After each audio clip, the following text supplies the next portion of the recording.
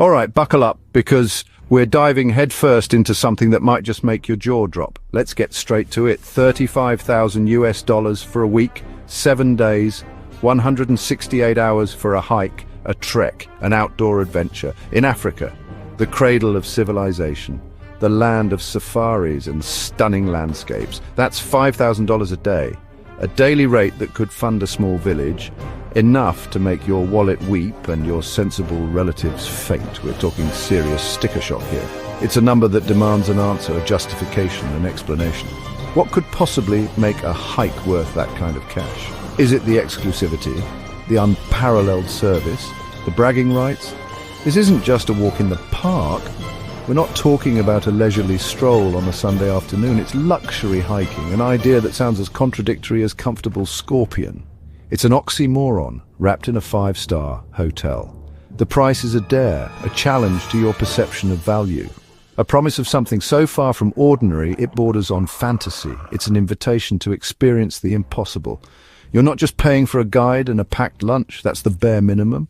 You're paying for opulence in the wild, for a level of extravagance that redefines roughing it, for a level of pampering most people never see. Think butlers in the bush, gourmet meals under the stars and spa treatments with a view of the savannah. The real question, the one that keeps me up at night, can any wild experience justify this financial Everest? Is it possible to get your money's worth when the price tag is this high? Was it a colossal mistake, a foolish indulgence I'll forever regret, or did I find an adventure so unique it actually earned its price tag? Did I stumble upon something truly priceless? We're about to break down this beast, dissect every detail, scrutinize every expense. Champagne flutes in the bush, because why not?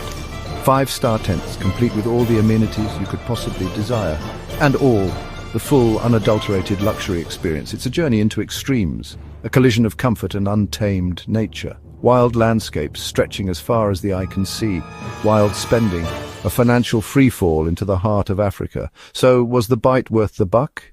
Did the experience justify the exorbitant cost? Let's find out. The truth is out there, and we're going to uncover it, because if you're going to drop a house deposit on a hike, if you're going to spend more than some people earn in a year on a single week, you'd better get more than just blisters. You deserve an experience that transcends the physical pain. Welcome to the most expensive stroll of my life. I'm both excited and terrified. Let's see if it was worth every penny. Let the investigation begin. Forget dusty Land Rovers. My arrival was pure spectacle. Helicopter blades slicing the African sky, landing in a clearing straight out of a luxury travel ad. No rugged handshakes here. Just cool towels, chilled drinks, and 5-star smiles. It felt more like checking into an open-air resort than a base camp. The wild beauty of Africa, paired with absurd comfort, was surreal. No lines, no luggage hassle, just seamless, effortless service. My only job, soak it in and acclimatize to this strange new world. The adventure had begun, but not in any way I'd ever known. Forget cramped tents and damp socks. This was a portable palace. King-sized bed, Egyptian cotton sheets, ensuite bathroom with hot shower, luxury redefined, safari chic decor, lanterns, and sometimes even a butler with canapes. Designer hiking outfits laid out daily. Roughing it? Not a chance. Meals were gourmet 3-course dinners under the stars, fine wines and fresh pastries for breakfast. Even trail lunches were elaborate pop-up affairs. Evenings meant cocktails by the fire, not huddling for warmth. Staff anticipated every need. Hot water bottles at night, coffee at sunrise. It was indulgence in the wild, insulating you from discomfort while surrounded by untamed Africa. This was camping, but only in the most technical sense, in a word, bougie. The hiking was more scenic stroll than survival test. Trails were chosen for beauty, not challenge. Think leisurely walks, not grueling climbs. Guides shared bush wisdom, but sweat was optional. Stops for chilled drinks and pop-up coffee breaks were the norm. One morning, a gentle riverside walk ended with a champagne breakfast on a scenic overlook at 9 a.m. It was decadent, a world away from any survival scenario. The focused comfort and curated experiences, not endurance. If you wanted to test your limits, look elsewhere. But if you wanted the bush without the hardship, this was paradise. Every hike was polished, every rough edge smoothed away. Hiking for people who don't really like hiking. Where the price tag truly delivered was wildlife. Private concessions meant no crowds, just us and the animals. Guides were tracking masters, bringing us close to leopards, elephants, even rare pangolins. These weren't fleeting glimpses, but intimate, prolonged encounters. The guide's expertise ensured safety and respect for the wildlife. Watching cheetahs hunt, elephants with calves, or a lion's lazy yawn, these moments were unforgettable. The solitude amplified the magic. You're paying for access, space and time, more than any standard safari. For wildlife lovers, this was the real luxury. So, how does this diamond-studded safari compare to a normal safari experience? What are the key differences that set them apart? Let's delve into the contrasting worlds of standard and luxury safaris, exploring the nuances that define each type of adventure. It's Land Rover versus Rolls-Royce, a clear indicator of the level of comfort and style you can expect.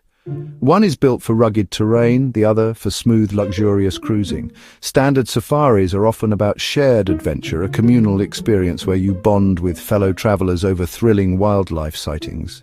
They embrace rustic charm, offering a taste of the authentic African wilderness with all its raw beauty, and foster camaraderie, creating lasting memories through shared experiences around the campfire. The luxury version? Well, that's a different story altogether. It's all about personal space, offering secluded sanctuaries where you can unwind and reconnect with nature in complete privacy.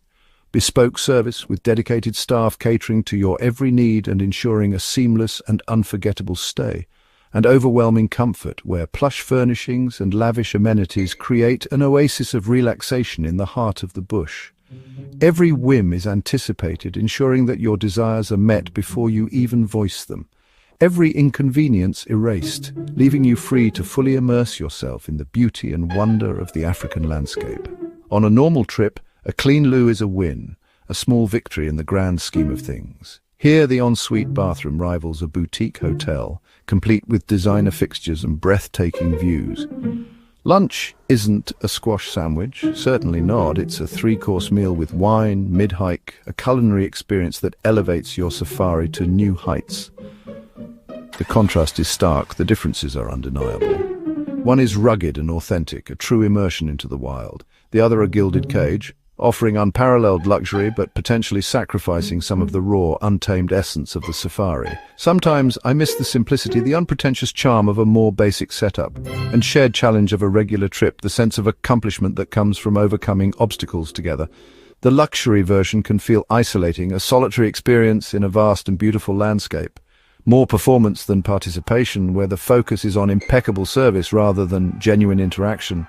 But for those seeking wildness without discomfort, for those who prioritize ease and opulence, it's undeniably seductive.